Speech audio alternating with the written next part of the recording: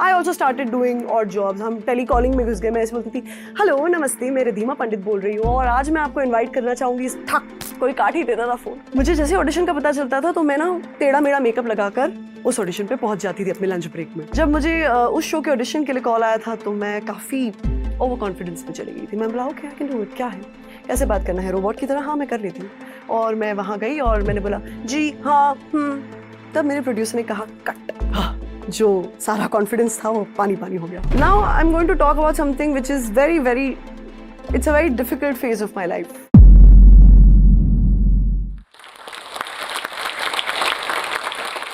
Hello everyone. एक शेर याद आया है, उसी से शुरुआत करती हूँ. मंजिलें क्या है, रास्ता क्या है. मंजिलें क्या है, रास्ता क्या है, हौसला है तो फासला क्या है. नमस्ते everyone. Thank you so much for joining me on Josh Talks. आज I am going to talk about my journey as an actor and it's definitely been very interesting, full of highs and lows and ups and downs, and I just cannot wait कि आप सबके साथ मैं ये चीज share करूं. मैं मुंबई में पली बड़ी हूं, born to a proud Maharashtrian father, a गर्वी Gujarati mother, very sensitive definitely. अगर मैं इतनी सेंसिटिव हूं तो आप जरूर सोच रहे होगे कि मैं इस थिक स्किन्ड फील्ड में कैसे आई. तो आइए शुरू करते हैं. कुछ बातें बताती हूँ, बचपन की मजेदार बातें, कॉलेज की मटर गश्तियों की बातें. So let's begin. बचपन में पढ़ाई में मुझे ज्यादा इंटरेस्ट नहीं था. एक्चुअली बड़े होने के बाद भी मुझे एक्चुअली कभी इंटरेस्ट नहीं था पढ़ाई में. एंड सच कहूँ तो स्टेज ही एक ऐसी जगह थी जहां I used to feel alive. Be dramatics, be it dance. मेरी टीचर्स की ना मुझे नकल उतारने में बड़ा मजा आता था. एक छोटा सा पेश करना चाहूंगी. मेरी एक टीचर थी इंदिरा मिस. अगर वो देख रही है तो एडवांस में उन्हें मैं सॉरी बोल दूं. उनका बहुत ही हैवी साउथ इंडियन एक्सेंट हुआ करता था और वो जब भी बात करती थी तो मुझे ऐसे बोलती, Riddhima you are very naughty kid. I am going to tell my all my principals that you are very naughty. You are having apple in my class. Apple you want? One apple I will give you. वो सब करके मैं अपने दोस्तों को बताया करती थी, घर आकर अपनी मम्मी को बताया करती थी. तो कहीं ना कहीं मुझे वो मिमिक्री करने में बड़ा मजा आता था. धीरे धीरे I started to notice that that's how I am being able to hold a crowd. I am captivating people. And कहीं ना कहीं मैं जानती थी कि मुझे इसी फील्ड में आगे बढ़ना है बचपन से. पर एक चीज ये थी कि हमारे पूरे परिवार में दूर दूर तक किसी का इस फील्ड से लेना देना है ही नहीं. तो मैं बढ़ूं कैसे इसमें आगे? मुझे गाइडेंस कौन देगा? मैं अगला स्टेप क्या लूं?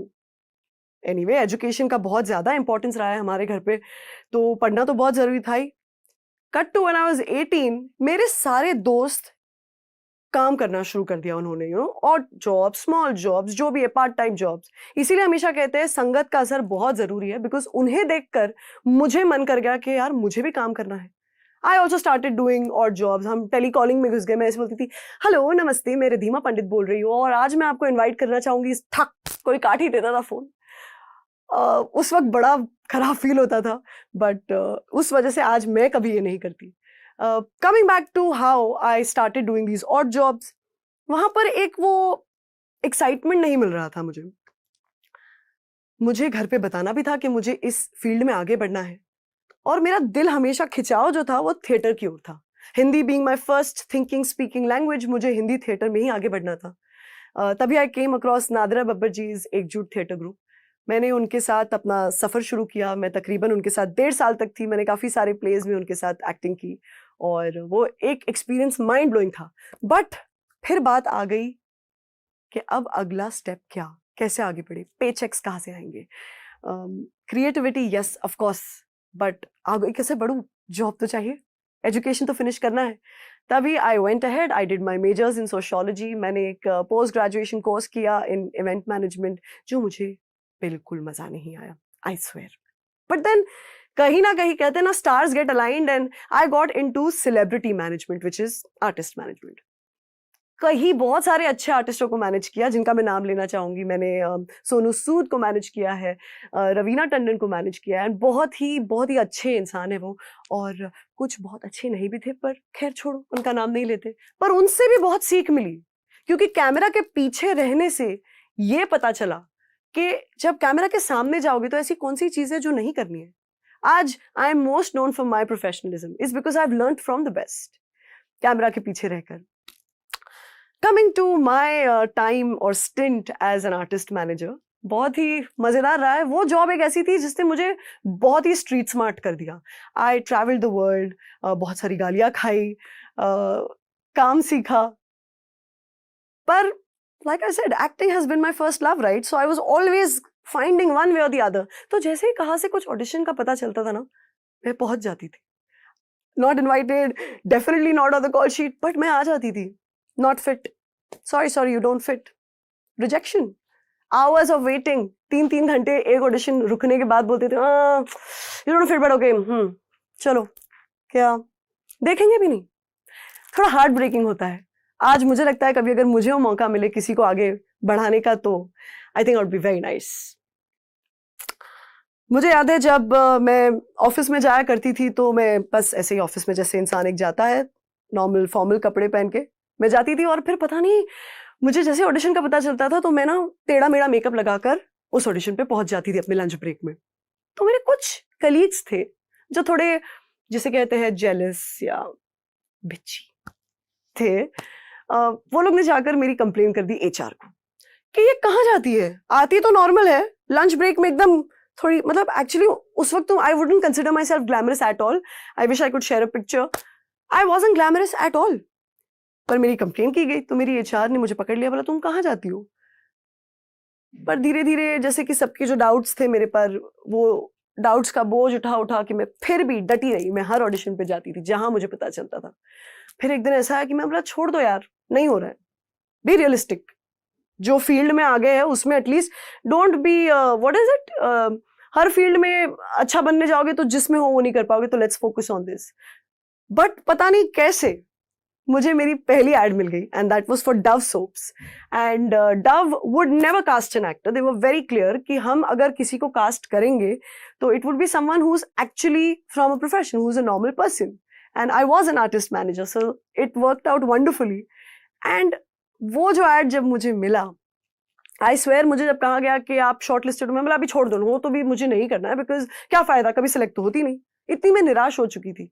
बट पता नहीं क्या स्टार्स होंगे कि उस वक्त मैं गई वो उस फाइनल ऑडिशन के लिए, मुझे एड मिल गई, and I was plastered all across India, major metro cities, bus stops, hoardings, magazines. और तब वही कलीग्स जो मुझसे मेरे कंप्लेन करते थे, या जिन्होंने दे वर बिची टू मी, सडनली फेल्ट के कुछ तो है, कर दिखाया है। वो कॉन्फिडेंस मुझ में आ गया और मैं और एड्स करने लगी। एक पॉइंट ऐसा आया कि जो मेरे बॉसेस थे वो भी काफी सपोर्टिव थे, बट उन्होंने कहा कि देखो यार, you are young now, focus on acting, you will have to leave your job. And I said no, this job is my stability, ads मिले नहीं मिले पता नहीं। बट लाइक आई सेड, मुझे फुल टाइम इसमें घुसना जरूरी था और मुझे बहुत सपोर्ट मिला। Also from my family, I can never take that away from them. They have stood by me like a rock. Moving on, I did ads. तकरीबन 150 एड्स की होंगी मैंने। मैं समझ गई थी कि मैं लोगों के घरों तक और दिलों तक सिर्फ 30 सेकंड में नहीं पहुंच पा रही हूँ। मैं चाहती थी कि मैं अगला स्टेप लूँ एज एन एक्टर, और तभी मैंने अपना फोकस शिफ्ट किया on television. My God, and I've never had to look back. My life changed, and I'm so thankful to that medium. मुझे याद है जब टीवी के लिए मुझे ऑफर्स आ रहे थे उस वक्त, I was very nervous. I said मुझे नहीं लगता है मुझसे हो पाएगा, because it's too much of hard work, you know. मैं प्राउडली कहती हूँ कि जो एक्टर टीवी मीडियम से आता है वो कहीं भी सर्वाइव कर सकता है, बिकॉज हमें बहुत एक्सटेंसिवली ज्यादा घंटों तक काम करने की आदत है, under very not so pleasing circumstances most times. Not criticizing at all, do not get me wrong. This medium has given me everything that I have today. मुझे याद है जब मुझे रजनीकांत, बहू हमारी रजनीकांत, मेरा पहला शो जिसके लिए मैं आप सब की रजनी होकर जानी जाती हूँ, जब मुझे उस शो के ऑडिशन के लिए कॉल आया था तो मैं काफ़ी ओवर कॉन्फिडेंस में चली गई थी। मैं बोला okay I can do it, क्या है, कैसे बात करना है रोबोट की तरह, हाँ मैं कर लेती हूँ। और मैं वहाँ गई और मैंने बोला जी हाँ तब मेरे प्रोड्यूसर ने कहा कट। उन्होंने कहा देखो आप एक रोबोट हो पर आप एकदम एक रोबोट की तरह बात नहीं कर सकती, उसमें इमोशंस नहीं है बट उसे इमोशंस फील कराना है लोगों को। That's my brief, please do your thing. हाँ, जो सारा कॉन्फिडेंस था वो पानी पानी हो गया। और तब मैंने ऑडिशन देना शुरू किया। ऑडिशन हो गया खत्म। और उस वक्त मेरी दो बैग्स हुआ करती थी, एक में जूते चप्पल किसी और ऑडिशन के अलग कपड़े, एक मेरी रेगुलर बैग। थकी हारी मैं सुबह से लेके शाम तक मैं चल के जा रही हूँ सीढ़ियों पे। तब मैंने बोला नहीं रिद्धिमा, ये तुमने सही नहीं किया, you have to go back and ask for another opportunity, chance to give this audition. तो मैं गई अपने प्रोड्यूसर के पास और मैंने उन्हें कहा प्लीज सर मुझे एक और चांस मिल सकता है। उन्होंने कहा नहीं, जो मुझे चाहिए था मुझे मिल चुका है, यू कैन गो। 1 दिन 2 दिन 3 दिन 4 दिन 10 दिन हो गए, कॉल ही नहीं आया वापस। फिर से मैं हताश, फिर से मैं निराश। तब मैं समझने लगी कि as an actor this is a part and parcel, कहीं ज्यादा दिल लगाकर भी फायदा नहीं। उतने में 11वें दिन मुझे कॉल आया और मुझे कहा गया कि we have found our Rajni in you and let's begin. And this was year 2016 and that show ran successfully till 2017, but उसकी गूंज आज तक मुझे सुनाई देती है और मुझे बहुत अच्छा लगता है। मुझे ना एक जर्नलिस्ट ने एक सवाल पूछा था कि रिद्धिमा फेमस हो जाओगी तो क्या करोगी? तो मैंने कहा मैं अपने पेरेंट्स के साथ एक मॉल में जाऊंगी ताकि वो देख सके कि लोग मुझे पहचानते हैं जब मेरे पास आते हैं पिक्चर के लिए, ऑटोग्राफ के लिए। हाँ, मुझे अभी भी गूज़बम्स आ रहे हैं वो मोमेंट याद करके, because I am very close to my parents. मैं हमेशा यही कहती हूँ कि जिंदगी में मैं जो करती हूँ मैं चाहती हूँ कि मैं अपने पेरेंट्स को प्राउड फील कराऊं। ये सब जब होने लगा till 2019 it was an amazing time for me. You know, मैंने हैवान शो किया, मैंने रियलिटी में डैबल किया, आई hosted dance champions, I was a part of खतरों के खिलाड़ी, I was the second runner up. Oh my God, जो इंसान एक कॉकरोच से डरता है वो सेकंड रनर अप बन गया, क्या बात है। I was proud of myself. मेरा एक शो खत्म हुआ, cut to 2020, Covid. Let's not forget, Covid ने हम सबकी आधी जान ले ली। Now I'm going to talk about something which is it's a very difficult phase of my life. My mother was diagnosed with kidney failure around 2017. Things started to get worse. 2019 में मैं काम पर रहती थी तो उन्हें बहुत तकलीफें हुआ करती थी। 2020 में जब कोविड हुआ ना कहीं मुझे एक प्रकार का शांतपन आ गया था दिमाग में कि चलो ठीक है, दुनिया रुक गई, ऐसा नहीं है कि मैं रुक गई हूँ। मैं अपनी माँ के साथ काफ़ी वक्त स्पेंड कर सकती थी उनकी बीमारी में। उनके साथ मैं हर डायलिसिस पर जाया करती थी, हर हॉस्पिटल विजिट में जाया करती थी। हर हॉस्पिटल विजिट पे जब मैं जाया करती थी तो it was just getting worse every single time. Unfortunately towards the end in 2021 she did get COVID and वो काफ़ी वीक थी and she passed away due to COVID. So यही कोविड जिसने मुझे रुका दिया था, उसी कोविड ने मुझे वापस पूरा हिला दिया था। मैं भगवान से हमेशा प्रे करती थी मेरी मम्मी के वक्त के, you know, God either take away my feelings of ambition कि मुझे आगे बढ़ना है, या मुझे इतनी ताकत दो कि मैं यहाँ रह सकूं, डटी रहूं। और कोविड के वो 2 साल, लास्ट के 2 साल में उनके साथ रह सकी और उनकी ब्लेसिंग्स और उनके सारे वर्ड्स आज मेरे पास है और उसी को लेकर मैं आगे बढ़ती हूँ। उनके जाने के बाद आई थिंक ग्रीफ जिसे कहते हैं वो मैंने एक्सपीरियंस किया था पहले, बट ये एक ऐसा ग्रीफ है जो कभी नहीं जाने वाला और इसके इर्द गिर्द मैं बढ़ती जा रही हूँ। I am healing now. आज अगर मैं रोए बिना बात कर पा रही हूँ इज ऑल्सो हर स्ट्रेंथ। उनके जाने के बाद मैं ऑफ कोर्स काफ़ी डिप्रेस्ड थी और डेस्परेट भी थी कि जल्दी से मैं सबके टीवी स्क्रीन पर वापस आऊँ। I had gained a little bit of wait.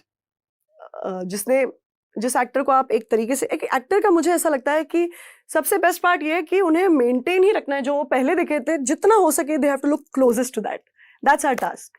I had gained weight, I started to get body shamed and that's when I realized that, you know, as an actor you don't have the leeway of letting loose at all. एक वो दिन था और आज का दिन है। I am very very focused on my fitness, be it my mental health or be it my physical health. And I would advise you all the same कि मेंटल हेल्थ के बारे में लोग ज्यादा बात नहीं करते, पर वो टैबू हटता जा रहा है, so please focus on it. एक कहावत है, there is no business like show business. जब आप एक एक्टर बनते हैं तो शो बिजनेस इसीलिए कहा जाता है बिकॉज इसमें सच में बहुत शो करने लायक चीजें हैं। हम रोज सुबह ऐसे नहीं उठते।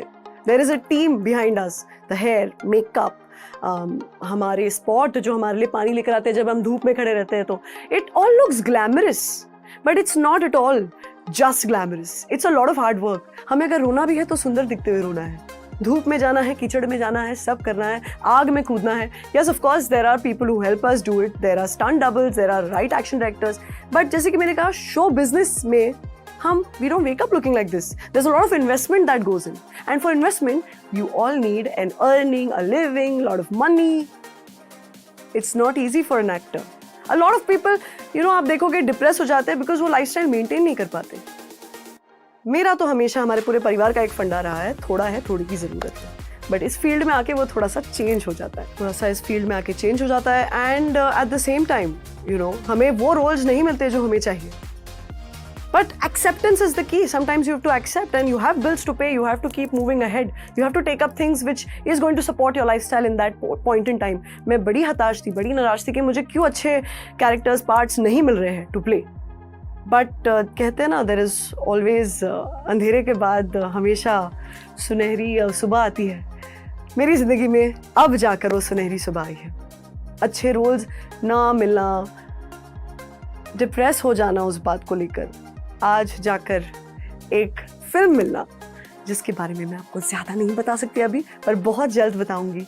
Finally I am getting to play a character which is so close to my heart, and I know it for a fact it's going to be equally memorable, और हम सालों तक उसके बारे में बात करेंगे। And I really hope and wish all the best for whoever is watching this. You never know who's getting inspired looking at you trying. मैं हमेशा कहती हूँ कि there are miles to go before I sleep, but I'm proud of how far I've come. तब तक आपके लिए थी हूँ विदा, Rajni style. Bye bye bye bye bye bye bye.